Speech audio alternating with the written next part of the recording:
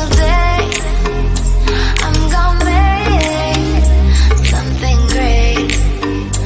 That's my way. Every single day I'm gonna make something great. That's my way. Halo, selamat pagi anak-anak Miss. Bagaimana kabarnya hari ini? Miss harap anak-anak Miss semuanya tetap dalam keadaan yang sehat. Nah, anak-anak Miss terus semangat ya untuk mengikuti kegiatan pembelajaran kita.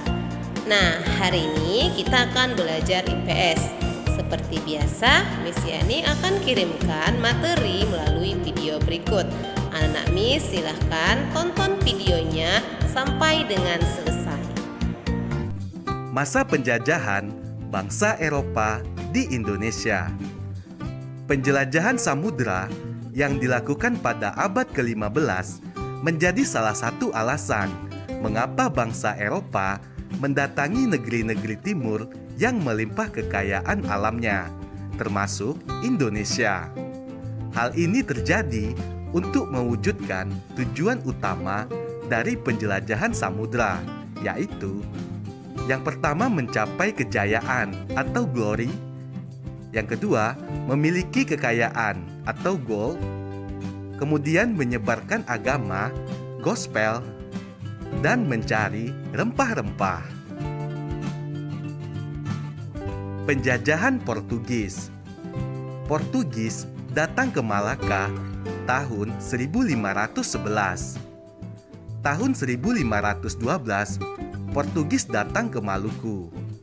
Mulanya, Portugis datang untuk berdagang pala dan cengkih sehingga disambut baik oleh kerajaan Ternate.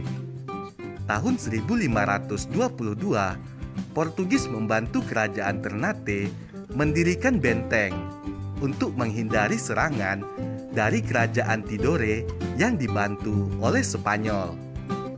Spanyol dan Portugis bersaing untuk menguasai perdagangan rempah-rempah di Maluku. Selanjutnya, persaingan berakhir melalui perjanjian Saragossa yang membuat Spanyol meninggalkan Maluku. Akibatnya, Portugis memonopoli perdagangan serta ikut campur dalam urusan kerajaan. Portugis berhasil diusir oleh rakyat Maluku pada tahun 1575. Yang kedua, penjajahan Spanyol. Tahun 1521, bangsa Spanyol datang ke Maluku.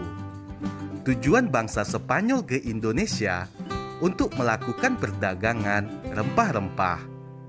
Bangsa Spanyol disambut baik oleh rakyat Maluku, khususnya rakyat Tidore. Rakyat Maluku bekerja sama dengan bangsa Spanyol untuk melawan bangsa Portugis. Tahun 1534, dibuatlah perjanjian Saragossa antara bangsa Spanyol dan Portugis.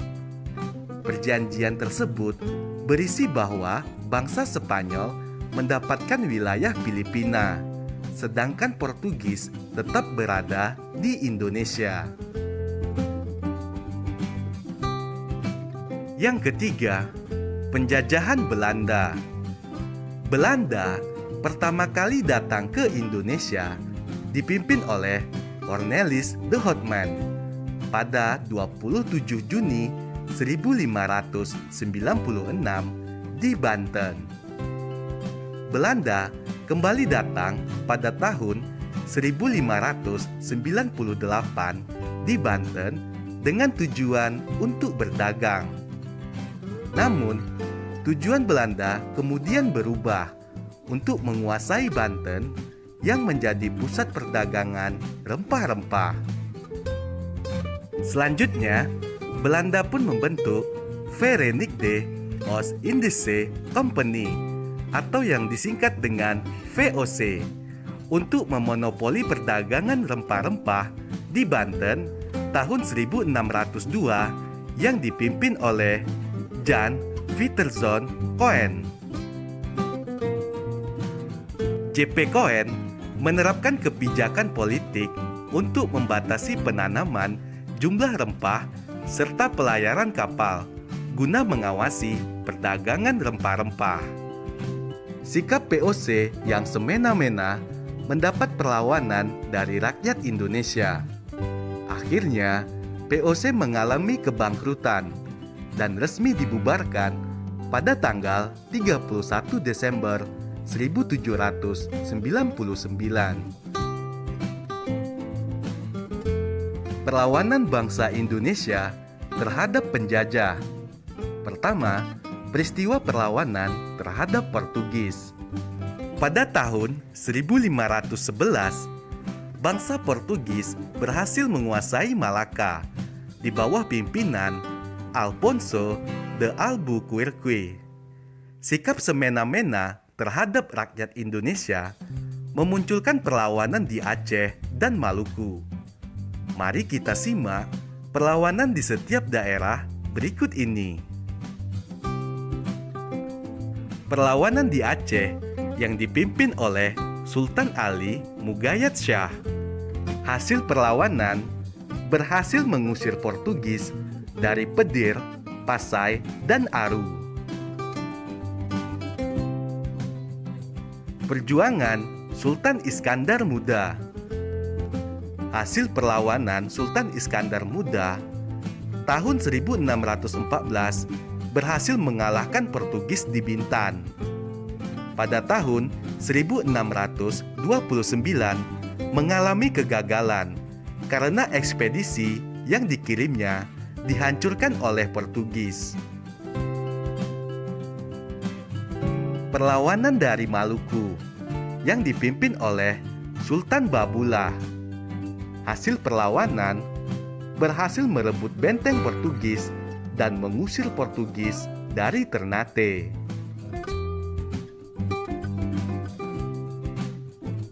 Sultan Hairun dari Maluku. Hasil perlawanan mengalami kegagalan.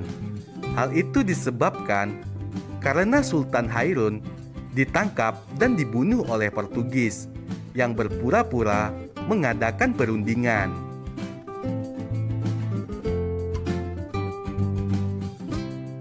Peristiwa perlawanan terhadap Belanda. Perlawanan terhadap Belanda di daerah Aceh yang dipimpin oleh Tengku Umar. Hasil perlawanannya mengalami kegagalan karena ada pengkhianat yang memberitahukan persembunyiannya kepada Belanda.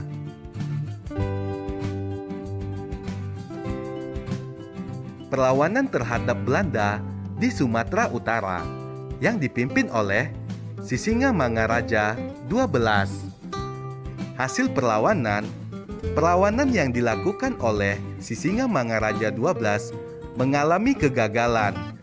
Sisingamangaraja 12 gugur dan seluruh wilayah Tapanuli dikuasai oleh Belanda.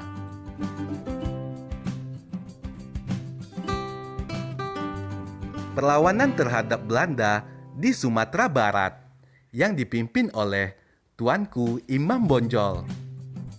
Hasil perlawanan Tuanku Imam Bonjol mengalami kegagalan. Benteng Bonjol jatuh ke tangan Belanda dan Tuanku Imam Bonjol berhasil ditangkap dan ditahan.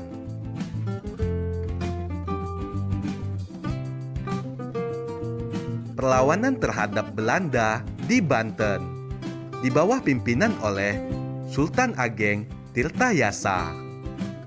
Hasil perlawanan yang dipimpin oleh Sultan Ageng Tirtayasa belum mendapat kemenangan atas VOC. Pada tahun 1683, Sultan Ageng Tirtayasa berhasil ditangkap oleh VOC dengan tipu muslihat.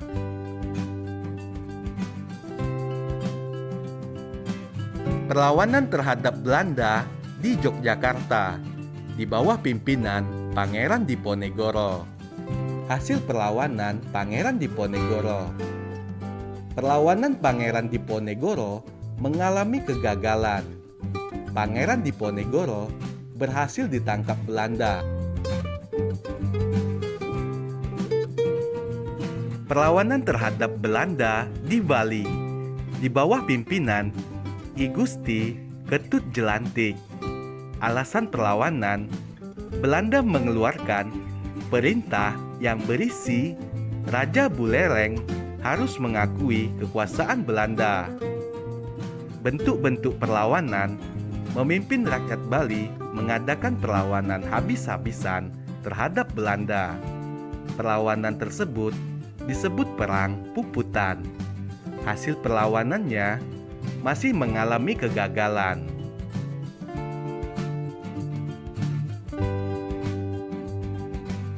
Perlawanan terhadap Belanda di Kalimantan Selatan di bawah pimpinan Pangeran Antasari. Alasan perlawanan, Belanda ikut campur dalam urusan pergantian tahta. Belanda secara sepihak melantik Pangeran Tamijidillah sebagai Sultan Banjar. Bentuk-bentuk perlawanan, Pangeran Antasari dibantu Pangeran Hidayatullah mengadakan perlawanan di sekitar Sungai Barito. Perlawanan tersebut disebut Perang Banjar. Hasil perlawanan mengalami kekalahan. Pangeran Hidayatullah ditangkap oleh Belanda.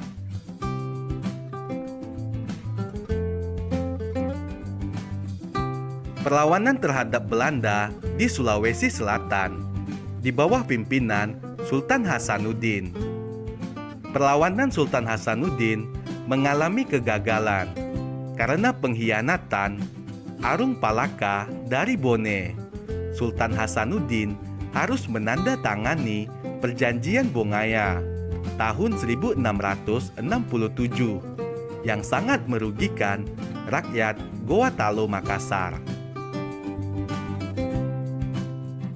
Perlawanan terhadap Belanda di Maluku di bawah pimpinan Thomas Matulesi atau Patimura. Thomas Matulesi atau Patimura berhasil merebut benteng Dorstede pada tanggal 16 Mei 1817. Kemudian, Patimura juga berhasil memukul mundur pasukan kolonial Belanda.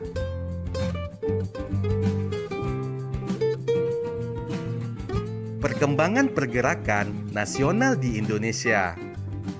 Masa penjajahan di Indonesia telah membuat rakyat Indonesia berada pada kondisi yang sangat memprihatinkan. Pelaksanaan aturan tanam paksa dan kerja rodi memberi dampak buruk bagi rakyat Indonesia. Keadaan masyarakat Indonesia yang demikian memunculkan politik etis atau politik balas budi yang berdampak pada perkembangan sistem pendidikan Indonesia. Berkembangnya pendidikan pada abad ke-19 melahirkan golongan terpelajar yang berperan besar dalam upaya pergerakan nasional dan munculnya nasionalisme bangsa Indonesia. Perjuangan golongan pelajar melawan penjajah dilakukan dengan mulai membentuk beberapa organisasi berskala nasional. Organisasi-organisasi nasional ini memiliki cita-cita yang sama, yaitu menumbuhkan semangat persatuan dan kesatuan bangsa untuk mencapai kemerdekaan Indonesia dari penjajah. Secara umum, munculnya kebangkitan pergerakan nasional di Indonesia dipengaruhi oleh beberapa faktor, seperti faktor internal, yaitu penderitaan rakyat akibat penjajah, lahirnya golongan-golongan terpelajar dan cendekiawan, sejarah kejayaan hidup kerajaan-kerajaan Indonesia di masa lalu. Kemudian pengaruh faktor eksternal, kemenangan Jepang atas Rusia dalam perang tahun 1905, masuknya paham baru seperti nasionalisme dan demokrasi, kebangkitan nasional negara-negara tetangga seperti India dan Filipina. Secara umum, masa pergerakan nasional Indonesia dapat dibedakan menurut sifatnya, yaitu masa kebangkitan nasional periode 1900-an. Karakteristik organisasi babak baru perjuangan bangsa Indonesia melalui organisasi di bidang pendidikan, politik, ekonomi, maupun sosial budaya. Contoh organisasi Budi Utomo, Sarekat Islam, Indische Partij, dan Muhammadiyah. Kemudian masa radikal itu terjadi pada periode 1920 sampai 1927. Karakteristik organisasi: pergerakan politik menggunakan taktik non-kooperatif yang keras terhadap penjajah, mendorong semangat kebangsaan dan persatuan melalui rapat-rapat umum, surat kabar, dan lembaga pendidikan. Contoh organisasi: Perhimpunan Indonesia, Partai Komunis Indonesia, dan Partai Nasional Indonesia. Selanjutnya, masa moderat pada periode 1930-an. Pergerakan politik menggunakan taktik kooperatif dengan penjajah, memperjuangkan kepentingan rakyat dengan mengirim wakil-wakilnya dalam Dewan Perwakilan Rakyat. Contoh organisasi: Parindra dan Gerindo. Nah, demikianlah tadi materi kita untuk hari ini. Dan selanjutnya Miss Yani akan berikan tugas melalui grup di WhatsApp.